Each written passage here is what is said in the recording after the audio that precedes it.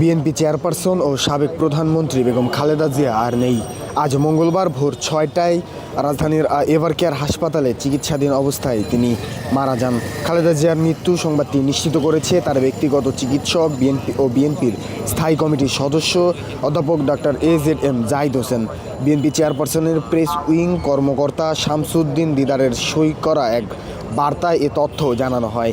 এছাড়া বিএনপির verified Facebook page থেকেও বিষয়টি নিশ্চিত করা হয়েছে।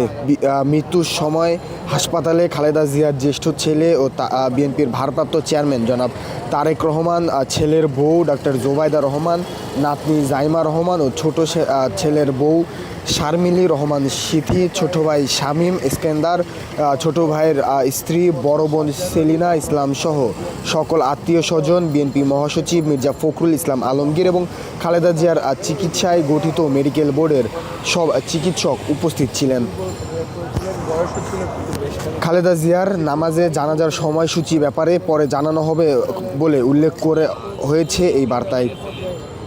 কারাগার থেকে মুক্তির পর গুলশানের বাসভবন থেকেই চিকিৎসা নিচ্ছিলেন এই প্রধানমন্ত্রী।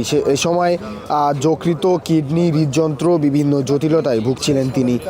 গত 23 নভেম্বর তাকে এভারকেয়ার হাসপাতালে ভর্তি করা হয়। তখন তার ব্যক্তিগত চিকিৎসক ডাক্তার জাহিদ জানান, মেডিকেল বোর্ডের পরামর্শে বিভিন্ন পরীক্ষা নিরীক্ষার জন্য তাকে হাসপাতালে ভর্তি করা হয়েছে। পরীক্ষা শেষে চিকিৎসকেরা জানান তার ফুসফুসে সংক্রমণ দেখা দিয়েছে। একটু বলে রাখতে চাই, খালেদা জিয়ার জন্ম 1946 সালের 15ই আগস্ট। দীর্ঘ কয়েক দশক ধরে রাজনৈতিক অস্থিরতা, কারাবাস ও পুনরুত্থানের মধ্য দিয়ে বিএনপিকে নেতৃত্ব দিয়েছেন তিনি।